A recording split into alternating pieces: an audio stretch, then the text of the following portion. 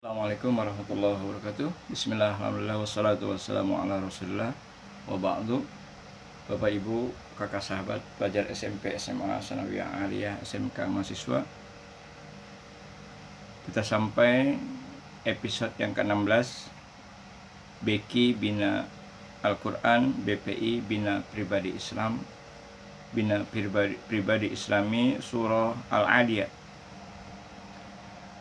Dalam surah Al-Adiyat, Allah bersumpah dengan hewan yang bernama kuda. Kuda adalah di antara karunia Allah Tabaraka wa Ta'ala pada makhluknya. Kuda memiliki keistimewaan khusus dibanding hewan-hewan lainnya. Kuda dikatakan di situ di ayat yang pertama, wal adiyati dubha.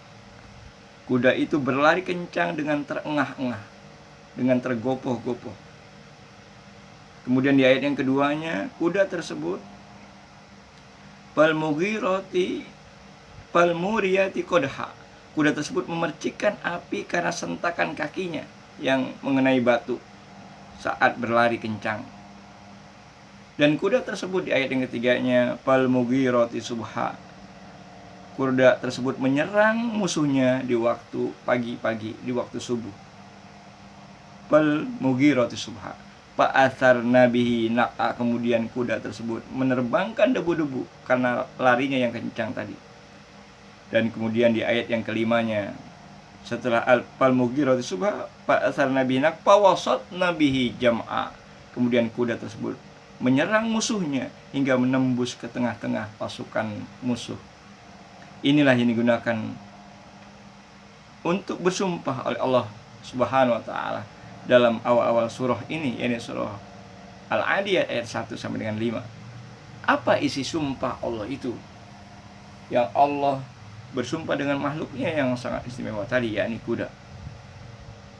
Di ayat yang ke-6-nya, innal insana lirabbihi lakanud.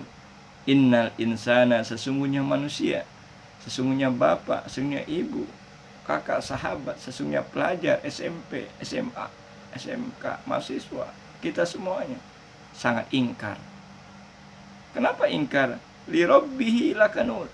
Sangat ingkar kepada Allah Subhanahu wa Ta'ala, tidak berterima kasih kepada Rabbnya, tidak berterima kasih kepada Allah.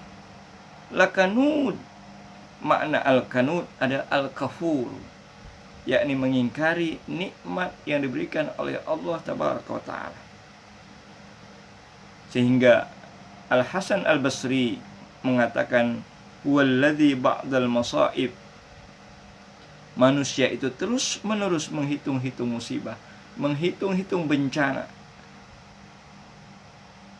Bencana Sriwijaya Air, bencana banjir di beberapa daerah di Kalimantan Selatan misalnya. Terakhir gempa bumi di Majene, Mamuju, Sulawesi Barat umpamanya. Atau longsor di berbagai tempat. Manusia terus-menerus menghitung musibah, menghitung bencana tadi.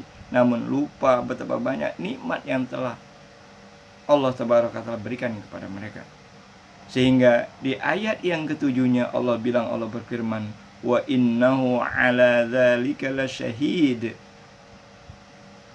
Dan sesungguhnya manusia itu lihat sendiri, menyaksikan sendiri keingkarannya, kekufurannya kepada Allah Tabaraka wa Ta'ala. Kurang menerima nikmat Allah yang sangat banyak. Cuma dia yang ingat kesalahannya saja, yang dia ingat musibahnya saja, yang dia lihat bencananya saja. Ada dua tafsiran mengenai ayat di atas. Wa innahu ala dzalika lasyahid. Allah akan menjadi saksi terhadap apa yang telah diperbuat manusia. Demikian juga dikatakan oleh Qatadah dan Sufyan Ats-Tsauri.